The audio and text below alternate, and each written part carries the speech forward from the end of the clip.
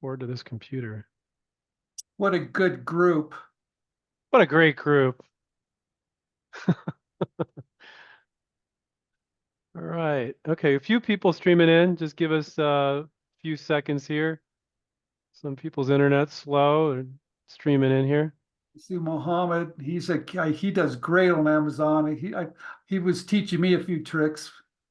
Nice. Welcome in. Nice. Welcome. Welcome everyone. All right. All right, guys. We're gonna get going here. People are still coming in, but we're gonna get going here. I'm gonna read my long boring intro and then we'll get to the fun stuff then, okay? With no scripts. Hello, inventors and entrepreneurs. My name is Andrew Krause. I'm one of the co-founders here at Inventor Groups of America, or IGA. Type your name into the chat if you're new to say I'm new so we can welcome you. Just write I'm new. Also, for those of you that are new or returning, we'd like to hear your name and what state or country you're from. So that would be great. So going over to the chat right now and open up at the chat at the bottom of your screen and let us know. They seem to have changed where the chat button is sometimes. So if you don't see it right at the bottom, you might need to click on the three dots to find it, but you should be able to find it pretty simple. IGA was founded by Madeleine Key and myself to teach individuals how to best commercialize their product ideas, as well as strengthen and support inventor groups throughout the nation. As many of you know, Madeleine Key and myself also run InventRight, where we coach inventors to license their products.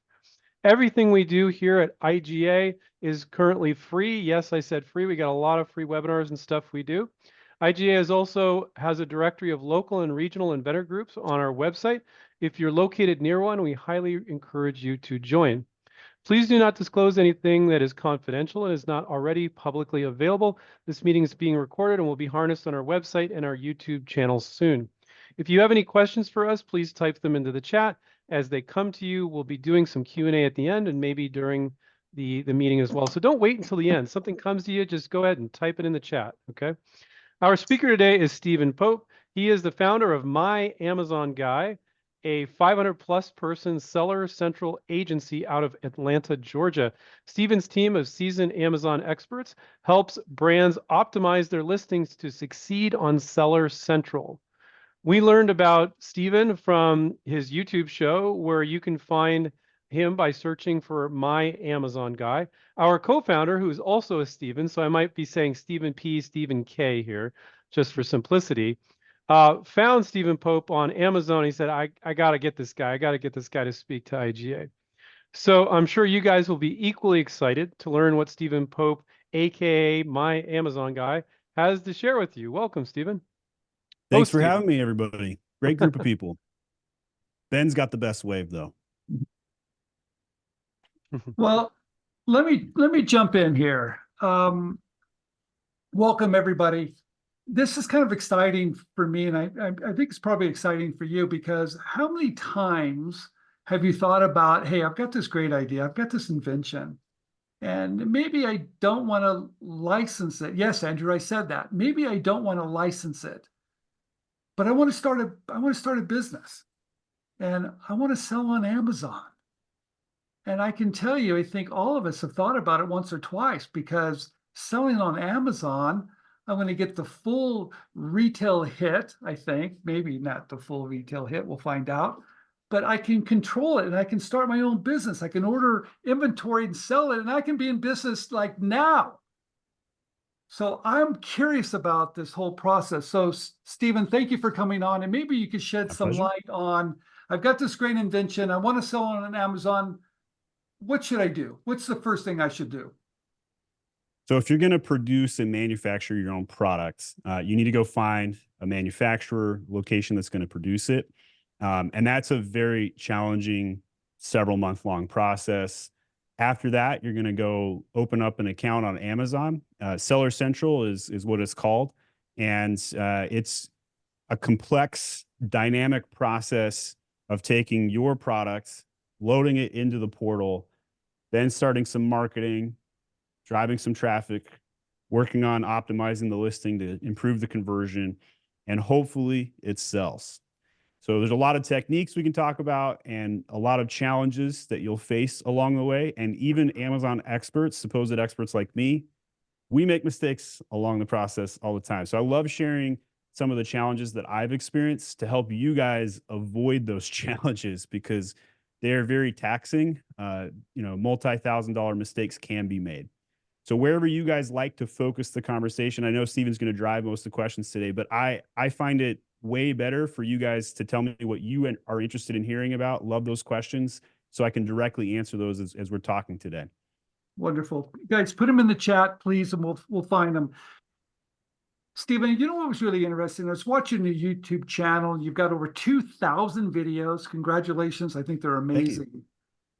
But you had this one video that I just loved because you were talking about you're still selling product today. I know you have an agency, you help people, but you're selling your own product today. And you talked about things that you did well and things you kind of screwed up. And I was really surprised that you were so honest and transparent about that. Talk a little bit about that. I like to joke that I run an education company that happens to be an agency. And what I have found is that the more I share, the more I talk about my journey and every step along the way, the richer it makes me, right? And so my model is, brutal honesty and talking about the challenges, and it's created a following for me. So it's a appreciating model for me, but it's also it's freeing, right? So like on Black Friday last year, I was selling these tumblers on Amazon. And I'm a big lover of Star Wars. I love parody, and I got all of my tumblers removed off of Amazon. So like one day I woke up Black Friday weekend, and boom, there goes half of my entire private label business. And it took me a long time to figure out like what Amazon had a beef with. Like they wouldn't tell me specifically. So Amazon's very much a shoot first, ask questions later company, and they have a lot of untransparent policies. And so when I've gone through this process, and by the way, those tumblers never came back up. I lost $250,000. That's the bottom line. And the entire parody tumbler business on Amazon is dead now, right? Like nobody can do it. So I was half of the market share, and now I'm 0% on that front. And so there's other products that I've sold along the way. I tried to figure out how to manufacture holsters out of the Carolinas.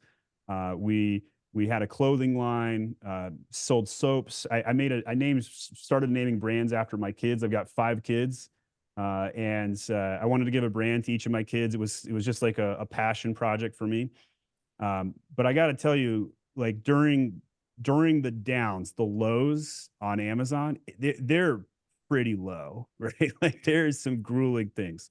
And we're with a group of inventors, and all of you are going to experience highs and lows.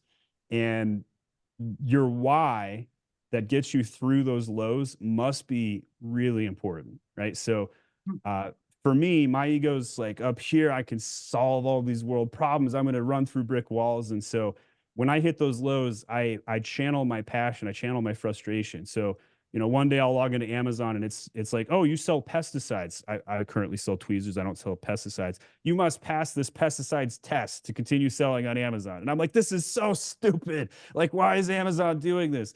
So then I take the test myself. I learn how to pass it. It takes me a couple hours. And then I release the answer key online because I knew that 50 other sellers were going to freaking need that this week. And so it's just like my way of like sticking it back to Amazon. By the way, that answer key still works. That'll happen to some of you. So if you need that, just Google answer key pesticides when you get there. And so just small things like that, like add up. I'll give you one more example. So I wanted to launch a hot sauce on Amazon. So I spend $1,500 with a labeling company just to get the label right. And it's a sweet heat hot sauce. Nobody had sold a sweet heat on Amazon before. And I can see Steven, he's water. He's like, oh, hot sauce. This is my thing. And so like I perfected the formula and I had a great product. I order my 1,000 MOQ, minimum order quantity, right? And I ship it into Amazon. And at the time, this was like 4 or 5 years ago, I was doing this out of my garage, right? I'd already tried retail arbitrage. I'd bought wholesale and retailed it on Amazon. And this was like a very unique private label launch for me. Most of you are going to probably choose to go private label because you've invented a product. Some of you will dabble in other models, and I can answer questions about those, but primarily most of what I talk about today will be private label. So I ship in these 1,000 bottles. This is a 5-pound glass bottle. I pay Amazon to do the prep work. So they wrap it with bubble wrap, they throw the sticker on, and I'm off to the races. I do this big launch. I have everybody in my network buy a product from me, my brother, my parents, my grandparents, my neighbor's neighbor, you name it. And then I launch. And on the first day, I start getting text messages. And I open the first text messages from my brother, Matt. And it's just a picture of glass shards and hot sauce. And I'm like, what am I looking at, bro? And he's like, they shipped it out in a padded envelope. They shipped it out in a padded envelope. It's a 5-pound glass bottle. I paid them to do the prep work. And I get 20 more text messages over the next few hours from everybody who'd bought from my network. And so like, I'm a supposed Amazon expert, and I got caught with my pants down. And apparently, if Amazon can ship something in a padded envelope, even though it's a 5-pound glass bottle of hot sauce, they will. And I didn't see that one coming. So that's the first mistake I'm going to help one of you guys prevent from making is anything you want to get safely to the consumer, you need to do the prep work yourself. You need to box it in individual units ready to go before it gets to Amazon. Because if you don't do that, Amazon's going to cut some corners and it's going to surprise you. Yes, Stephen, help me understand when you say private label. Let me understand that, because I come from, like, I've come up with this invention and I've got it manufactured. I've got 2,000 in my garage, but it's my invention. Tell me the difference between my invention and a private label. Your invention can be a private label if you create a brand, right? So if you sell marshmallow sticks and you go to Alibaba and you buy marshmallow sticks and they're 12 inches longer than the competitor, and that's going to be your way to succeed, and that's like how you solve somebody else's problem because they didn't have it long enough, that's technically still a private label item because it's unique. You invented it, you went to market, you purchased a trademark potentially. I highly recommend everybody who wants to sell private label on Amazon to purchase a trademark. Stephen, you're going to be the king of patents. I'm not going to answer patent questions tonight because you're going to know way more about that. I have filed 2,000 trademarks specifically for Amazon brands, and I can speak a ton about that. And to have a successful private label brand in 2024, you must have a trademark. Trademark can, on the low end, run you around $825. If you hire a direct private lawyer, could cost you as much as $2,000. So to build out that brand, you're going to create a trademark. This is my 5-year-old daughter, Sage. She likes her daddy time, and she's visiting. I think they just went swimming. So this was my daughter that I named the soap brand Age of Sage after. So we'll see how long she joins me. But in any case, a private label is a brand that you take to market, that you own the intellectual property of, and you're representing it directly on Amazon. And you could sell to somebody else who represents you as well. That's always possible as well. Similar to a licensing deal in a way. So the private label can be a generic product that I repackaged it a little bit or gave a brand name, but I'm private label. That's my private label. That's what that means. Yes. And you may also hear the term like white label, where Yes. you just repackage it as well. That can still technically be a private label as well. Okay. Steve, I don't want to go off on a tangent here, but I read a fascinating article about Amazon with trademarks, and you get all these Chinese companies on there that have nonsensical trademarks. It's just a combination of letters. It makes no sense. And because they're trying to comply with Amazon's rules, and there's a reason why they do that. Can you talk a little bit about that? Because it is very weird. Yeah. So more than half of the sellers on Amazon today are Chinese based. And there's a bunch of free Chrome extensions that you can use. I personally use Helium 10, and that one costs like $100 a month. And you can see where the origin of a seller is. You can do this manually as well. And I'm happy to demonstrate this directly live. And I love live demos. They're kind of fun. So I'll share my screen here to do that if you guys are interested. So First of all, here's my Age of Sage project. Can you guys see the resemblance between the logo and my daughter here, just a tiny bit? So that's her. So if we were to go on Amazon.com, somebody shout out an item. I'll type it in. Kitchen cutting board. All right, kitchen cutting board. And we're going to see how many of these are going to be Chinese sellers. And so the Chrome extension will jettison up a flag here, and we can see like what they're doing and who they are. So it looks like the flag's on the top. So American on the top 4 there. And then here we've got some Chinese mixed in with the US flags. So if we go to this item right here, and then we click on fill in on the brand store name, right? And their brand name is Rotogoon, which is, you know, better than random letters, right? And we click on this, we can scroll down and see their business address directly out of China. So Amazon made a change about 18 months ago where they will display the address of the seller. So if you're going to file an LLC, just small piece of knowledge, and you list your LLC from your home, you're going to see your address live on Amazon. And not everybody's going to be comfortable with that. So you may want to have your S Corp or LLC in one layer of protection potentially. So some people will do that to avoid their direct address from showing. But you can clearly see this is a Chinese seller, and you can go in and click on anybody's seller name sold by right here and see that information in the buy box. This is what's called the buy box, by the way. So you can see the buy button right there. This is a brand store. And when you click on a brand store, it's going to go to what would be a website, but on Amazon that you control, and there's no ads. So it's very important you build a brand store. I'm going to go over to one of my products just to demo a tiny bit.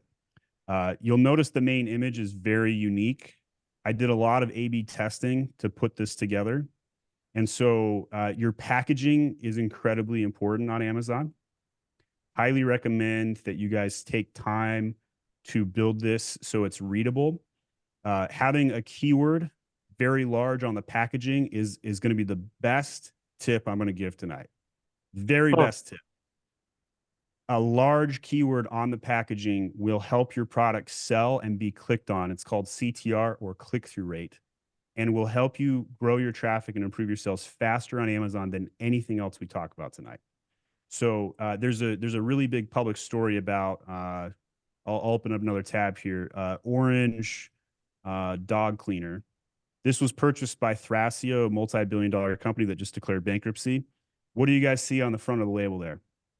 That keyword right there, odor eliminator. Nobody cares about your brand on Amazon.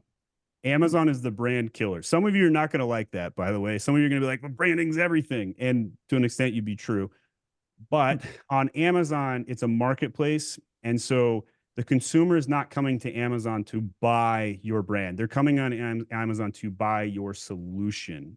And that's a very big, point to make. So odor eliminator, Thrasio, the multi-billion-dollar aggregator that purchased this product like 4 years ago, maybe longer, all they did to this product when they purchased it was redo the packaging and water the product down.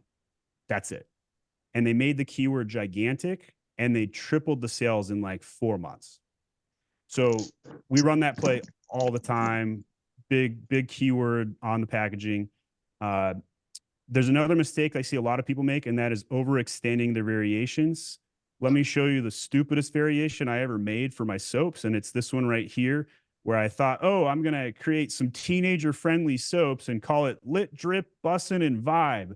Nobody bought that. And if you thought that one was bad, wait till you see Monkey Farts, Dirty Socks, Swole, and Pimple Popper. So hubris is going to be the killer of an inventor, right? In my opinion, you're better off launching multiple products in different categories versus trying to go deep. An inch wide and a mile deep on one product with variations will not generate as much sales from my experience. In fact, it'll water down and cannibalize some of the other sales. So that was a big mistake I made.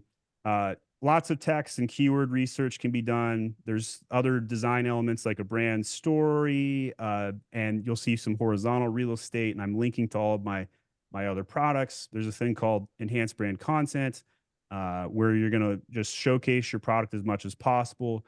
And the reason I show this is because on a website, your job is to take up as little space as possible and get them to that add to cart button at the top right there, that CTA. On Amazon, the opposite is true because what do you see right here? Ads for every competitor ever. And the consumer is trained to click on them. And by the way, once you get a cease and desist letter from your number one competitor, Dr. Squash sent me a cease and desist. That's how you know your product line has made it. So if you're wondering how you know when you've made it, it's when you get the C and D. So we've got brand story right here, and then take up as much space as possible to push out the competitor ads from being showing on the listing, So, and then a product grid that links them all together. Stephen, I got a question for you. Yeah. In fact, I've got a couple before we open it up and we look at the chat. Why soaps? It's because I saw an opportunity in the data.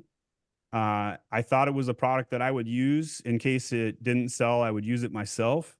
I really hated going to China. It was not a great experience for me. I went to the Chinese fair. It's called the Canton Fair.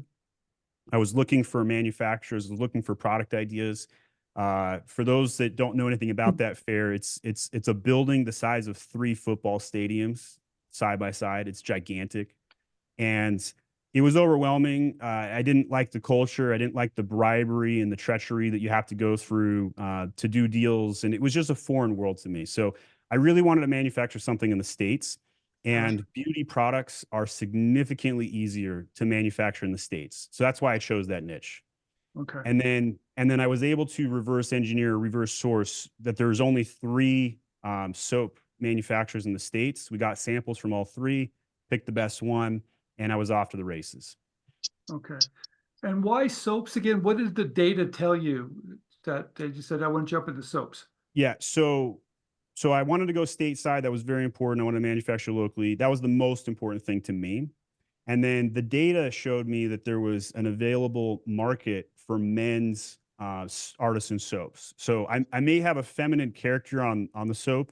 That might be confusing, but I was trying to chase the demographic who would appreciate that.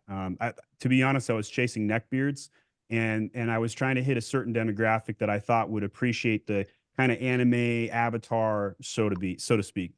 One interesting note I'll position here. In politics, your job as a politician is to cast as wide of a tent as possible. And you want as many votes in your tent. In marketing, the opposite is true. In marketing, you need to push away as much as you pull. As one example to this, you wouldn't sell a dog treat to cat owners. You wouldn't sell a dog treat to cat owners or a cat treat to dog owners. And so if you have a product that could be sold to both markets, you don't have one product for all, you have 2 products. And you should divide them and sell 2 separate listings and market to dogs on one and cats to the other. You push away the cat owners on the dog listing, you push away the cat owners on the and the dog owners on the cat listing, et cetera. And then you by doing that, you attract the niche. And when they show up and I got a cat and I see a cat treat and I don't see any dogs on it, I'm more likely to purchase, improving your conversion rate. So I bought into the idea that my men's artisan soaps were my number 1 seller because of the data that I found. It was an underserved niche or market. Okay. Can you tell me, do you ship it do you ship it or does Amazon ship it? How does that work? Because I know you could do it both ways, right? You fulfill it or they fulfill it? You can, but I highly recommend to simplify your model as much as possible early on. And the best way to do that is to have Amazon ship it. It's called FBA, fulfilled by Amazon. It will get you a Prime badge. It will triple your sales versus you shipping it yourself. And their fees to ship it are actually pretty competitive. Amazon is increasing fees. You'll hear a lot of people talk about margin shrinking. All of that's true, but FBA specifically is the secret sauce on Amazon, right? Like Amazon is a logistics company. They have solved 2-day shipping, 1-day shipping, Prime Now. God bless the trash man that takes away all the brown boxes. I buy so much stuff on Amazon. And that's the thing. Like there's 82% of US households are Prime members. So if you don't use Amazon's logistics or fulfillment method, you are cutting out large portions of your potential purchasers. So how do I stand out? One last question that then I want to pull it from the audience, the chat bot, to chat. How do I, there's a lot of products being sold on Amazon, right? How many? Yeah, you can buy unicorn meat on Amazon. You can buy a car. You can buy anything. How do people find me? Marketing. So your job as an inventor is to make a great quality product. And typically speaking, the engineers of the world do not make the best marketers. So the guys, I was good in school, but I got to tell you, the guys who are really good at marketing were terrible in school, and they were the class clowns. They were the ones telling jokes. Those people are typically a lot better at marketing and selling things. And so it's a very different world between inventing and marketing. And to go to market, you have to go, you have to pay to play, right? You're going to have to buy ads, pay-per-click advertising on Amazon, which, by the way, this is a fun fact. AWS, the marketing cloud for Amazon, has just been passed by Amazon's PPC program. Amazon makes more money selling ads today than they do on all of AWS combined. So that tells you how big the market is. Also, Amazon is like half the economy in the United States, and it's going to grow like another 4 or 5% next year on top of this year. So it's not topped out yet. It's definitely entering its maturity phase, and every product has a life cycle. We're definitely entering the maturity phase. No question about Amazon entering the maturity phase, but there's still time to execute and to still go in. Obviously, if you launched on Amazon 6 years ago, you'd be way better off. Same concept of planting a tree, but the next best time is today. And I'm going to be biased to say go sell on Amazon, but I'm also a realist, and I talk about all the challenges that come along with that. Stephen, can I hit some questions here in the chat? Please. Okay, Thank good. you, Stephen. This first one, I can't help but the comment before it. I mean, this is my comment. Maybe, Stephen, you don't agree. Assuming that Amazon will do everything right, or that all their rules are transparent, is They're not. naive. Correct. Yeah. Yes. So Michelle says, how can Amazon remove your product? Question mark. Did they not see before it being uploaded? How did you lose them? So Amazon owns the data. They own the catalog, and they can choose who is allowed to sell and who's not allowed to sell. So they ban certain things. They're hostile to certain categories. Certain products cannot advertise on Amazon.com. And the lists on those exceptions are quite large.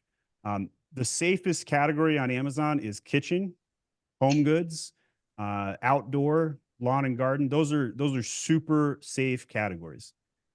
Still a safe category, but a little bit more difficult is apparel, just due to the size of the SKU counts. Once you start getting into supplements, grocery, challenges start stacking up. Supplements is the hardest category to sell on Amazon, except maybe tech products, because in tech products, it's a commodity business and it's all Chinese sellers. In supplements, there's a big lifetime value analysis. But yeah, so Amazon can choose who's allowed to sell and who's not. And so at any point in time, they can take down your listings. Certain categories less so than others, more likely to happen or less likely to happen. And I got caught by surprise. I did not see that one coming. They just decided one day, we're gonna disable parody tumblers and you're out. Never once got an intellectual property violation. My account health was 1,000, which is 100%, and didn't have any way to fight the appeal process. I was just one shot KO'd. So when you have a distribution, you're running a company and you have distribution at certain retailers, the standard line of thinking is never put all your eggs in one basket. You know, when people go on QVC, we'd always tell them, you can go on QVC, but if it doesn't sell, they're kicking it all right back to you. So you better have distribution somewhere else. But to me, how do you deal with the dangers of selling on Amazon and then one day they just kick you off and you've got all this freaking inventory and you don't have distribution anywhere else? And you mentioned that cost you $250,000. It did. So Wow. I do see the challenges of putting all of your eggs in one basket. And I made the bet to put all my eggs in the Amazon basket. It has, however, made me quite wealthy and it's worked out for me. Um, there's a concept of native born Amazon brands. And for me, selling products on Amazon, when I first started out, in my best year on private label, I made $250,000 in net profit. In retail arbitrage, I'm going to beat that or exceed that. I have an account that does 8 million a year, reselling goods with a 17% net margin. So you can do the math on that. So there are multiple models that work. My agency is my number one breadwinner. And so what I would do is I would use the frustrations of the selling the products on Amazon and then do content to help my clients and test everything for my agency. One of the biggest challenges or the consequences of doing that is that I put a target on my back and everybody was trying to take me out who didn't like me, right? Because when you make content, you make friends, but you make some enemies, right? And so I got a lot of attacks. I got a lot of hijackers. And so a lot of people probably reported my products who didn't agree with me doing parody. So that's what happened to me. I would say that my story is a little bit more unusual for an entire catalog to go down like that. Very few stories I hear about that, but it does happen. A typical average day Amazon seller will load their product to Amazon, will get frustrated by the process, will get a small hiccup, but they bring an expert in, fix it up, and they're back to the running and doing okay. Hey, Stephen, could you talk, someone's asking about thieves. How to protect yourself, or can you, from the knockoffs? Uh, limited protection available here. So if you succeed on Amazon, you are going to be knocked off. I guarantee it. But really why Amazon is so powerful. So we've already established it's half the economy, 82% are Prime members. You can't do anything remotely as easy or as fast or as scaled as you can on Amazon. So it's worth the risk. It's worth getting knocked off. It's worth getting all of the challenges and the margin issues because Amazon is a 10% conversion website. So that means for every 10 people that go to your product, one is going to buy on average. That's an insanely high conversion rate. There's all things we could complain about, high return rates, high fees. All those would be true things though. On your website, your average conversion rate is like 1% to 2%. So if you run the math and say, oh, I could pay $1 per click and I could send them to Amazon and I get 10% conversion, or I could pay $1 per click and send them to my website at 1%, 2% conversion, where's my marketing dollars going to go farther? And then if you turn off the ads on your website, your organic will go down to 0. But on Amazon, the opposite is true. You need sales to get sales, and you start to earn keyword rankings. Walmart is a completely different beast. You could do 10 times the amount of work and get 1/10 the return. Why? Because Amazon allows new sellers to leapfrog the rankings and whatever's the best customer experience rules there. But on Walmart, they push the retailer above you. So their in-store products go to the top of the search engine results, and your new product that's a native born product cannot get to the top. So that's why Amazon's so attractive. So they have the largest marketplace. It's the fairest of all worlds, even though Amazon's a giant monopoly, and they make it fair. But I am here to tell you that if you make the next coolest toy ever, so we had a client named Zipstring. He did one of those websites where you do Kickstarter. He did one of those, and one of the guys in his Kickstarter ripped off his products. It's all public, and then started selling on Amazon, right? And this was before all the patents went through and everything else. So that is going to happen. Okay. And you just have to ride the product wave as long as you possibly can while you're getting ripped off, because first to market advantage is large and a huge advantage of the branding, right? So the more you invest in branding, the better off you'll be. Okay, so I file a trademark. I copyright all my designs. So will that help me at all to report that to Amazon? Yes. Okay. So you got copyright law, trademark law, and patent law. So in order, copyright's the weakest, but if you make an image and somebody else steals it, you can report them and they'll get yanked. They'll get taken down. If you have a trademark and somebody uses your trademark, I recommend word marks, not logo marks, specifically for Amazon, by the way, Okay. because a word mark is easier to protect and has more implications, more strength. And so if you trademark a really good term, none of your competitors can use that term. So Age of Sage, that was the trademark I put on the soaps, and easy to protect that. And then with patent, that's a whole different complexity or protection layer. The Chinese are still going to rip you off even if you file a patent. I want to be abundantly clear, but your protection mechanism is much stronger. And a utility patent, once you file a takedown on Amazon against somebody else's product, I've never once seen somebody get back live after they've had a patent utility attack from a competitor. So it's a really good protection mechanism. Stephen, I spoke to a company and it's a law firm, and what they'll look for is an Amazon seller that has at least 10 to 20 knockoff companies selling something similar. And then what they'll do is they'll go after all of them and get like 5 or 10,000 from each one, get them to take it down, get the money, and then share in the proceeds with the Amazon seller that was getting knocked off. It's very odd, and very interesting. But there's a breed of patent attorney that's doing that now. So, And it makes sense because the sellers are left scrambling and wondering what to do, and they do genuinely need the help. And so the culture of the Chinese culture is the #1 best in the world at duplicating things, and that's what they do. They and in America for the longest time we're the best at inventing new things and scaling like awesome new projects, right? And you got a wonderful group of people here who represent the American invention dream.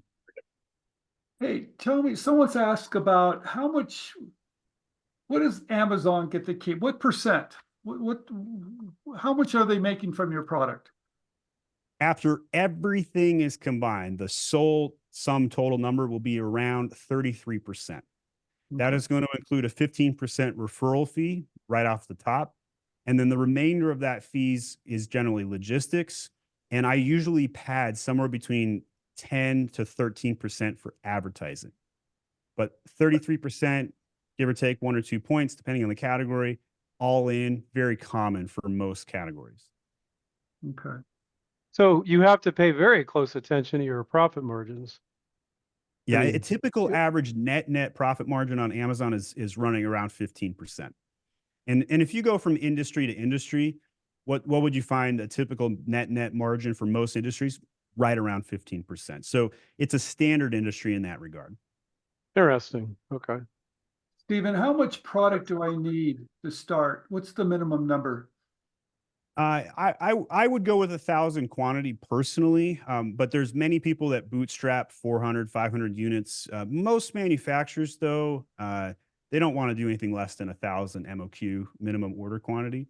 Okay. But the more expensive your item, the difference the math can look like. I know a lot of people that try and manufacture out of their house on their first runs, and all kinds of complexity could come from that, 3D printers or whatnot. But it can be done. But you're trading one complexity for another, or you're changing scale out the window in some instances. But I think 1,000 units is a pretty safe bet. And if you think about an average unit costing anywhere from $1 to $5, you times that by 1,000. That's your typical starting cost of goods. And then on Amazon, you'll probably need twice as much as your cost of goods to invest in marketing and some of the other things, just to set a standard so you kind of know what to do all in. Can anything be done for less? Absolutely. Should it be? Most likely not going to succeed if you underinvest or underdevelop the product. But generally speaking, I tell anybody or I coach them out. If you would lose this investment and can't pay your rent or lose your shirt, don't do it. You'd be better off side hustling it slowly and putting in time over a couple of years versus trying to go all in and put all your chips in. Lawrence has a specific question that's on this topic. I was seeing if Stephen Pope can help him out.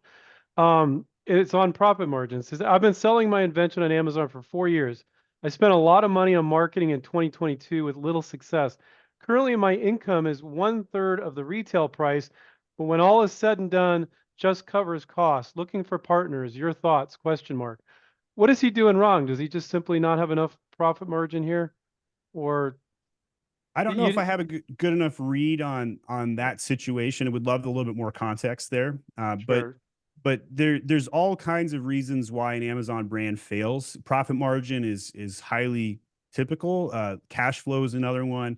Not having the right marketing. So you might have a great product, you might have cash flow, but not having the right marketing to drive the traffic. And there's a lot of challenges that can come about from a variety of angles. When you sell on Amazon, you're running a full business, right? You can't one man band it past $1 million very effectively, right? Like possible to one man band it, but it just gets really hard at scale because of the complexities. Let me see if I understand this. I'm selling soap, and they're manufacturing here in the United States. I order 1,000. They ship it with the package on there, the graphics, everything looks great. Do they ship it to me, or did they drop ship it to Amazon? So drop shipping is prohibited on Amazon. And so you want to ship it into an FBA facility where they will hold it in their warehouse and then ship it out to the consumer. It is possible to have your own warehouse. You could also ship it out of your own garage, depending on your capacity. And that would be considered fulfilled by merchant or FBM. But FBA, fulfilled by Amazon, is where you get the Prime badge. Highly recommended. You don't need a trademark or a patent to sell on Amazon, or to go Prime. I saw one comment, that's why I mentioned that. But it's highly advantageous to have IP protection. And by the way, you can file a trademark and get access to brand registry on Amazon in under 7 days. That wasn't true 3 years ago. And so it's now faster to get those IP benefits on Amazon instead of waiting a full 6 to 9 months to get the trademark to go through the USPTO. So the factory can ship it straight to Amazon. Yes. Okay. Oh, okay. Tell me about the marketing for just a minute. You kind of glossed over that. So I've got 1,000 items. I sent them to Amazon. How much money do I need now to kind of market it to get people to find me? I would recommend a minimum budget of $4,000. But typically speaking, it's best to set a goal and work the math backwards. So if you have a goal to sell $100,000 a month by day 90, I would spend 15% of that in ads. I would spend 15 grand a month if your goal is to hit $100,000 in sales in 90 days. Do you have to start that day one? No, technically not. However, there's a concept called the honeymoon period on Amazon.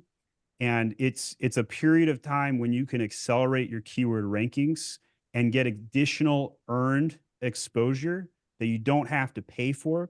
And Amazon will reward you with things like #1 new bestseller.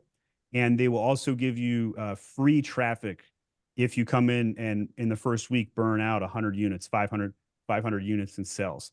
So showing up on Amazon, not doing the marketing, not paying for the ads, not optimizing the listing, and just showing up to have your product listed with a single image and throw a price tag on it, you're not going to move any units, like at all, unless you solve a huge problem that nobody can get access to the solution to otherwise.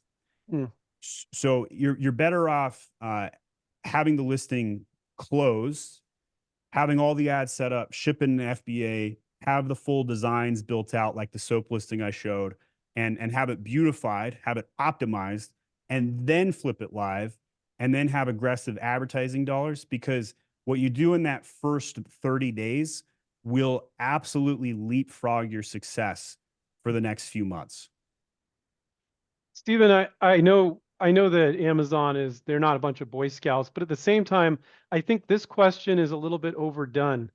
William says, if a product happens to sell really well, doesn't Amazon often source it itself and put it on one of their Amazon basic Yes. lines? I know there's a lot of Yes. stuff in the media about that, but half of Amazon would be Amazon basics and it's not. So, but do they also do it under other brands? How often does this happen? Or is it just played up in the media, or a little bit of both? There's a mixed bag answer on this. There is truth and elements in everything you just said. Would I worry about Amazon ripping my own product off? Probably not. They are focused on the most essential items, and they're starting to back away from this because of all the PR heat that they've taken. So there is an FTC lawsuit on this very topic. I guarantee you this will sit in the courts for 2 or 3 years. Whoever the CEO of Amazon is at that time, it's no longer Jeff Bezos, by the way. It's like Andy Jassy, and they'll pull him in, they'll grill him, they'll make a good PR stunt, they'll slap Amazon with a made up $1 billion fine of some kind, and then tell Amazon that they can no longer launch new brands, and they'll call it anti-monopolistic behavior, right? And then some politician will win some extra votes. That's what's probably going to happen. So I don't see Amazon launching new product lines moving forward. I think that they've had to back off it for PR purposes more so than the courts. And they have announced closing of about 37 or more brands that they had private labeled directly. So they have Amazon Basics, they've got Elements, they have all kinds of additional products. They killed the battery industry. I don't know if you guys know that, but like the pressure they put on Duracell and Energizer by having their own battery line was insane. And then they would take their own product and advertise it on Duracell's direct listing and then not charge themselves ads, which was totally like the scummiest thing a monopoly does. So elements of truth in everything Andrew just said, 100%. Now, most of us are going to be the $1 million, $5 million sellers on Amazon, maybe even $250,000, right? Depending on how niche the item is. The likelihood of Amazon or another knockoff product going after your product when there's millions of other opportunities is just a lot smaller than many people assume, though. Hey, Steve, I've got a question for you. If let's talk about your agency for a minute. Let's say, Sure. Do you do everything for me? If I have a product, will you take care of all of it? Do you teach me how to do it? Tell me about that. So we're a full service agency. Typically, we will work with somebody from either the beginning or after they've sold on Amazon for a year or two, depending on budget or how aggressive somebody wants to go. We'll take a seller from 0 to $1 million per month. We have many case studies where we've done that and made some brands publicly. What we do is we don't touch the product physically. So we're your digital marketing wing. Okay. So you guys source the product, you come up with the product idea, and then you bring it to us and we take it to market. And then we'll load it and take care of all of the Amazon headaches and challenges. And the reason why this relationship typically works for inventors and for other brand owners is because the most valuable thing that they can do with their time, your time, is to go make more products. And so our job is to come in and make sure your products sell. And for every 3 products we generally work with, 1 will do really well, 1 will break even, and 1 will just be a total bust. And so if you think about that concept in the concept of threes, if you're a single product inventor, you've got nothing to lose, might as well try it. But if you have a line of 3 items, that's generally the math that I typically see for success. And so I personally try and launch in sets of 3, and I find it to be the most economical, most cost effective. But many people who are bootstrapping, I'm sure there's many people who are on this webinar today that have full-time jobs and they're dabbling on the side. You got to start somewhere, right? Plant the small tree today. Just get your product listed. There's many best practices that I've said today that you won't be able to get to in your first year. That's totally normal. As long as you get started, you'll see your journey begin. Right? Well, going back to what you were saying, Stephen, don't just get your product listed. You got to have the money to advertise it too, right? Ideally. Yeah. Do you charge % of the sales, or is it upfront fee? I mean, how is that all structured? Yeah, I found that the thing that's worked the best for my agency's model has been to charge kind of a middle of the road retainer and a middle of the road revenue share. So if we were quoting somebody who was just starting, let's say they had 3 products, we would quote them somewhere around 3,500 plus 3% revenue share. We actually do have our pricing publicly listed on our website. So if anybody's curious, they want to put in some of their stats, maybe you're a current seller right now, you can do that. At myamazonguy.com, just click on the get quote button. Stephen Key, this is a really good question. I think a lot of our audience will like, because we teach licensing at our other business. So a lot of you are licensing, some of you are not in venturing, but I'm going to expand on William's question. William said, can we count on most licensees? These are large companies they license their product to for royalties, right? Can we count on most licensees having the exposure and skills to sell on Amazon as one of their sales channels? So my question to you, Stephen Pope, is when you're looking to license to a company and you're looking on Amazon to see if they got their act together, how can you tell if a company has their act together with regards to their Amazon sales? There's other methods for other retail. How can you tell if they got their, I'm going to say it, got their shit together? How can you tell? How optimized the listing is, and then how much the products are selling, right? So there's all kinds of free like information that's available and out there. You know what's really interesting is that recently in the last like 6 months, Amazon started listing how much the unit is selling a month. And you can see that directly on the listing today. So that would be like the first indicator. So I think you have to hit a certain threshold before they show it. So I'm going to try and trigger this for you guys.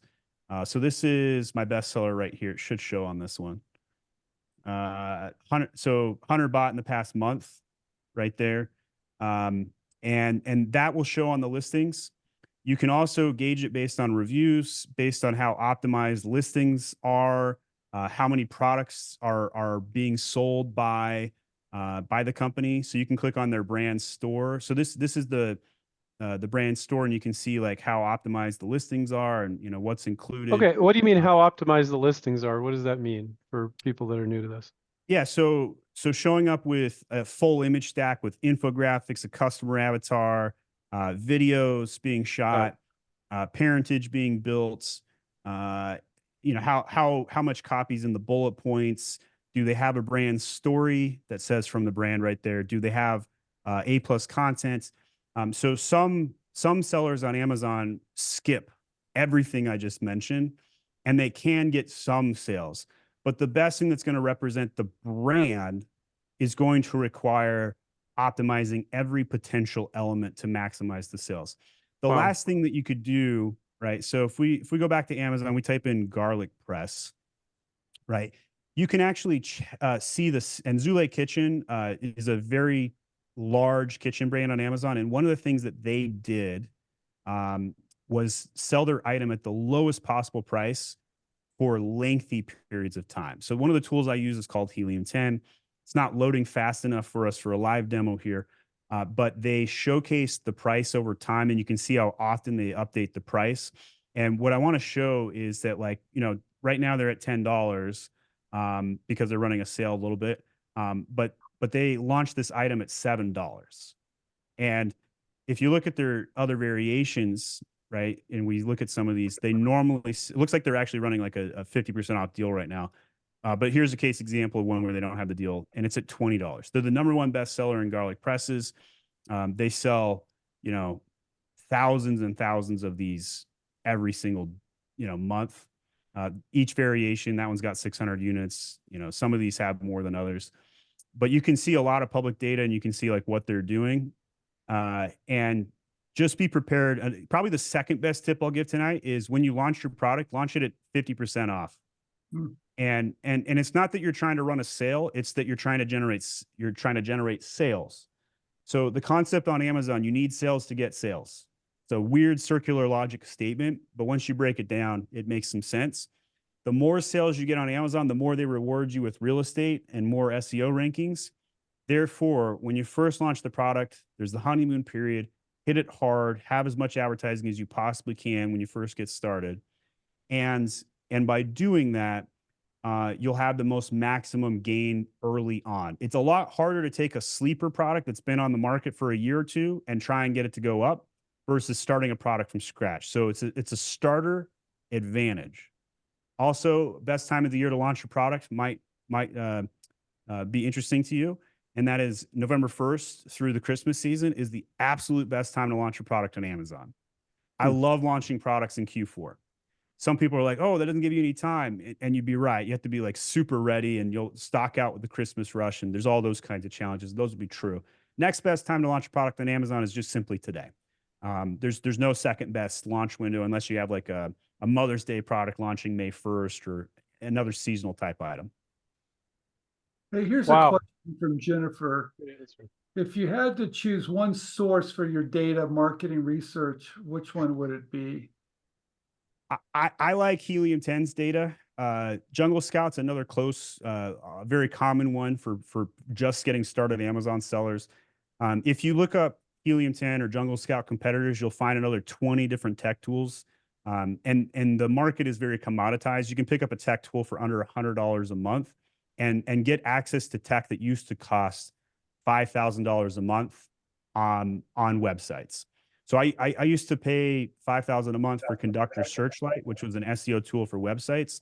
And today you can get the same level of quality of data specific to Amazon for about $100 a month. It's a really remarkable thing that they do. You really know what you're talking about, man. I Thank you. feel like I could throw any question at you about Amazon and you would just rock it. I mean, you really, and I like that you share the upsides and the downsides and the real stories, and you're a lot like Steven and myself. It's amazing. Well, I appreciate that. I ran a live AMA Q&A for 6 years, and it helps. It puts you on your toes. You always get one stumped question, though. It always happens. Let's see if we can get that one question too. No, I've got someone asked about Shopify. Do you sell there? I have struggled to get D2C going. So D2C, direct to consumer. Shopify is very good for certain types of products. You're going to need a lot heavier marketing budget to get going on Shopify than you will on Amazon. So Amazon, you can bootstrap. You could have, $4,000, $6,000, $10,000 all in cost of goods and ads and just dabble in the market, and you may succeed. Doesn't mean you will, but you may. On Shopify, you need a lot more than that. You have to build an email list. Your conversion rate is significantly less. Why would somebody go to your website is like the starter inherency question. Whereas they're already on Amazon. They're going to buy a product. They're there to buy an apple slicer. The question is are they going to buy your apple slicer? And so, you just have to pick like what your goal is and work the math backwards. For some of you, you're going to leave this call and say, Amazon is evil and I can't trust them and I never want to touch it. And I totally would understand that. And for those people, Shopify is your next best bet. You could dabble on Etsy and you could go to the next, bad guy a la Walmart, or you could go to the really evil bad guys, TikTok and Temu. But I really do hope somebody puts Amazon's monopoly on notice. But to be honest about it, I think we're 10 years away from seeing anybody come close to Amazon. And it's because of their logistics network. Like they built a football-sized warehouse in 500 locations. Nobody can touch that. Walmart could have. They bought Jet, 7 or 8 years ago or something crazy long ago, and did nothing with it. Nobody's if we polled the audience right now, how many of you bought on Jet in the last year? We probably got a goose egg. Nobody. Walmart's trying, but at the end of the day, they have the infrastructure, but they don't have the tech or the right branding stance. What do you think about TikTok? I mean, I like the way it seems like everyday people are selling product. They use it. They like it. You can buy it. That's the one thing I've noticed that's it seems real to me. And then maybe do people look at it there and then buy it on Amazon, or they buy it on TikTok? Or How many people have you talked to that have bought stuff on Amazon? I've seen YouTubers talk about the products they bought on TikTok and how scammy they are and stuff, and they'll review stuff on TikTok. And Stephen Pope said it himself. It's pretty, but I don't know. You give us your opinion, Stephen Pope. I saw a stat today on LinkedIn. Maybe I'm wrong. And 53% of people who've been polled have bought a product because an influencer mentioned it. And of those 53%, 92% of them bought it on Amazon. So if you get in the influencer game, you will most definitely want to have a presence on Amazon.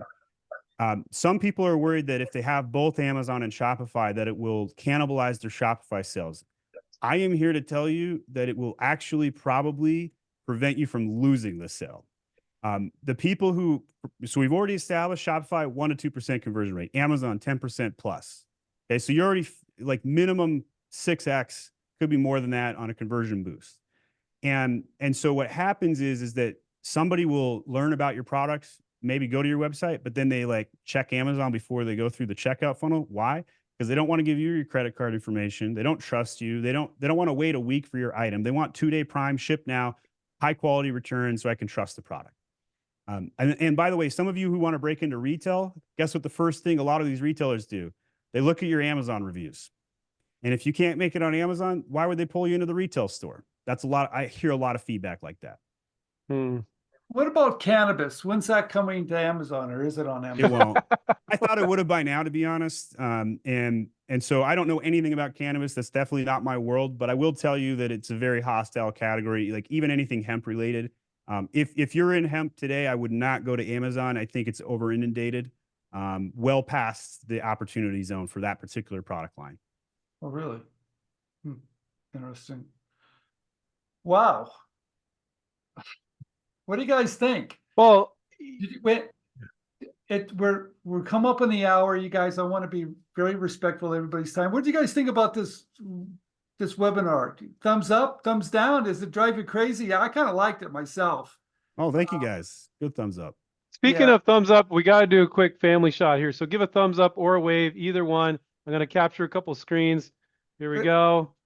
Screen number 1, screen number 2. Keep those thumbs up or those hands up. There we go. And the rest of you are shy and you're not on camera. I got them all. There we go. I'm an introvert too. I totally understand. You guys, this is, this seems really complicated to me. And it sounds like, my opinion, Andrew Krause and I, we talk a lot about licensing. You can go out and do it yourself, but we always tell everybody, look, you can learn a lot, you can do it yourself, but you're going to make a lot of mistakes. Sometimes you want help along the way. I think this is the same situation. I think if you're going to jump on Amazon, you need help along the way, somebody. And I highly recommend watching Steven's YouTube videos. He's got over 2,000. I can't believe it. I'm like shocked. He's got that many videos giving all that information away for free. Steven's very competitive. We only have 1,100. He's like, Andrew, we need to do more videos. I was like, you're killing me with that 2,000. But if you need more information, please reach out to Steven. It looks like he knows what he's doing. He's been in the game. He's been beat up. I like a guy that's being beat up, still has a smile on his face, and he's out there trying to educate you to show you how to make some money doing this wonderful place to make money from. Please type your thank yous to Steven now before we leave so we can share those with him later. I'm sure he'd appreciate it. I was not expecting to come on and get that warm welcome. Thank you for that, Steven. Appreciate it. Well, I think it's just remarkable, and you've been so highly recommended. Someone I know that's done very well on Amazon, I asked, hey, I need someone on Amazon. He says, well, there's only one person you need, and that's my Amazon guy, and that was you. That's why I chose the name. Nobody cared who I was. They just said, talk to my Amazon guy, and they referred me. So Perfect. that's how the name got made. Wow. My wife actually named the company, by the way. She asked me in the laundry room, we're doing laundry together, how do people normally introduce you? And I'm like, I don't know. They don't really care who I am. They just say, talk to my Amazon guy. And she looked at me and she's like, go buy that domain right now. And I'm like, okay. And And it we stuck should around. be the licensing guys. Why don't we have that domain, Andrew? We should be The licensing guys. licensing guys, because people don't even know what the word licensing means until we teach them. That's why.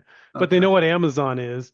Pretty much. So, Steven, I want to end this on a positive note. If there was one reason you would give why people should investigate more in selling on Amazon, what would it be? It is the greatest wealth transfer in my entire lifetime. I have met more millionaires created on Amazon than any other thing. You may go on LinkedIn and see all the technology folks, hawking their SaaS product and hopefully getting some venture capital funding. On Amazon, you can bootstrap to millions of dollars in gross sales and become a millionaire just by showing up and doing it yourself. And you don't have to talk to anybody. You can make all your own mistakes yourself. Many people just go heads down and grind it. Right? And so what I have typically found is that like what makes a seller successful is tenacity and grit. And you cannot purchase that in a 4-year degree at college. You cannot grab somebody from Harvard and make them into an Amazon seller. I have met more blue collar people, college dropouts, become millionaires on Amazon than I have in any other sector. I really hope my kids get into selling in e-commerce, and hopefully Amazon still exists by then. So my agency, Your daughter already is, and we met her. So, yeah, I was but trying to create the brand, is give it to her. So but you need more. You need tenacity of grit. You said it yourself. You can't just like your product. You can't just like your. That's not enough. I mean, how much of it is the product, and how much of it is the tenacity and grit and all the work ethic, right? You need a lot of work ethic to do this. the why is what gets you through those lulls, those Got super it. valley lulls that everybody has to face, right? So like when you're getting out of bed and you're like, frick, I got to go do this today. And if you don't have a really powerful why to push you through that, insert Mike Tyson quote, the second you get punched in the face, your plan's out the window. So you got to have a really strong why, but it's still, it is difficult. And I like being a realist, but it is so worth it. Right. It's just like becoming a father. I'm a father of 5 kids. Extraordinarily difficult. Nobody teaches you how to be a father. Absolutely worth it. Same thing selling on Amazon. Creating a brand is like having another baby. Cool. And I want to thank everybody for coming tonight. I want to definitely thank Stephen for spending time with us and sharing all this information.